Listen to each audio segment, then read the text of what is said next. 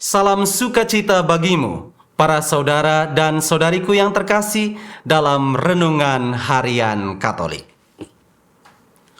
Pernahkah Anda berkhayal menjadi rafatar atau rayansa? Bila belum pernah, tidak menjadi suatu masalah. Tetapi bila pernah, maka pertanyaan selanjutnya adalah, apa yang Anda khayalkan?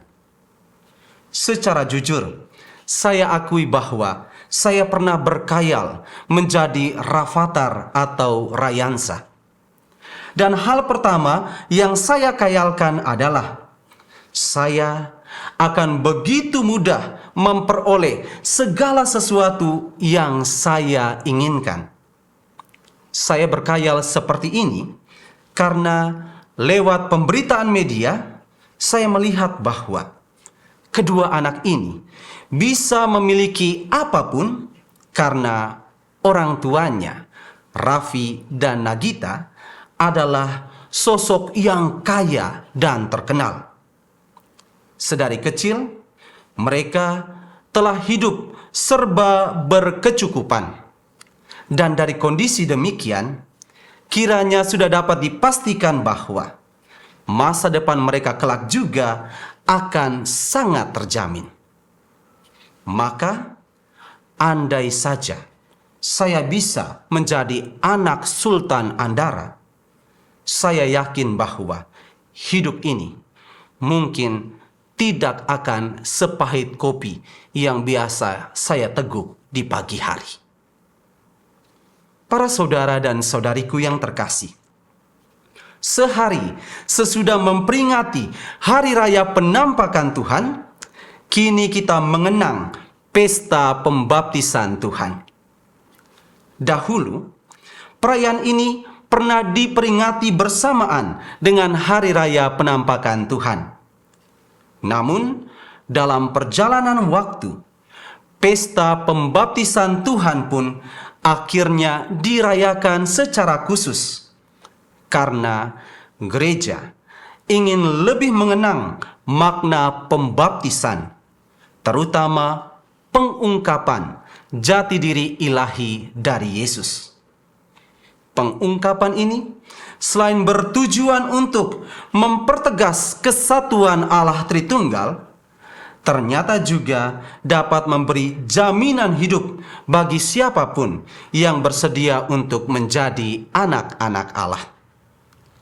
Jaminan seperti apa itu? Jawabannya dapat ditemukan secara tersirat dalam perikop Injil hari ini dari Injil Matius bab 3 ayat 13 sampai dengan ayat 17.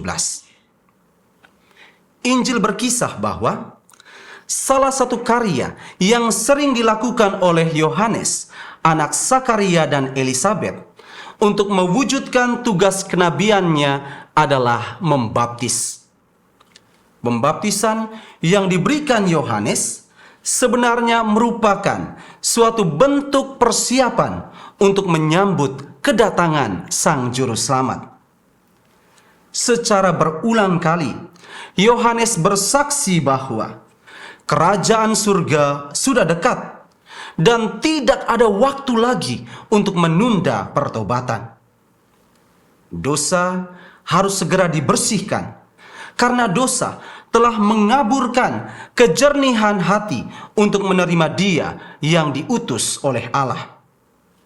Maka pembaptisan Yohanes sering disebut sebagai baptis pertobatan.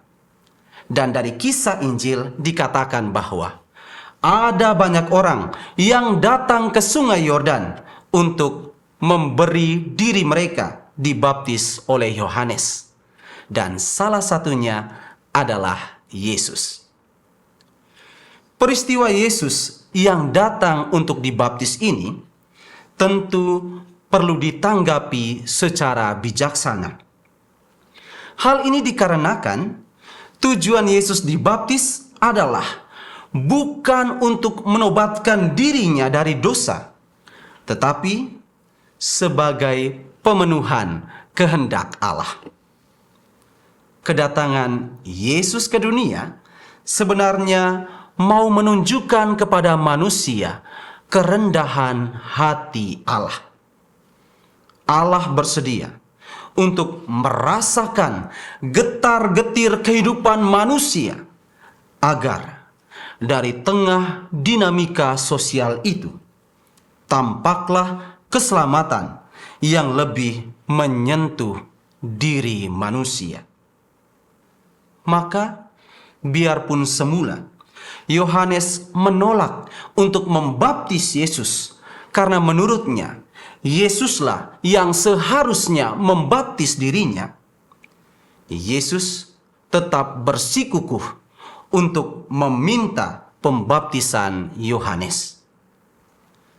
Peristiwa yang indah ini alhasil dimahkotai dengan pernyataan kesatuan Allah Tritunggal, berupa sesudah dibaptis, Roh Allah, Roh Kudus turun ke atas Yesus, dan suara Bapa menggelegar dari langit, "Inilah putraku yang terkasih, kepadanyalah aku berkenan." Para saudara dan saudariku yang terkasih, lantas makna apa yang bisa kita petik dari peristiwa iman hari ini?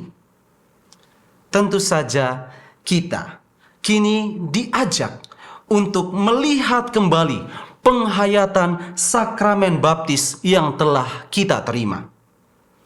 Melalui baptisan, kita tahu bahwa selain menjadi anggota gereja Katolik, kita pun adalah anak-anak Allah.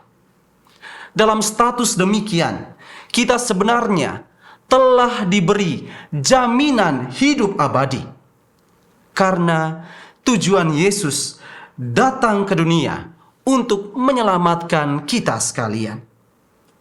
Ia menjadi serupa dengan kita, bahkan menjadi saudara kita, agar bersamanya kita sungguh menjadi keluarga Allah.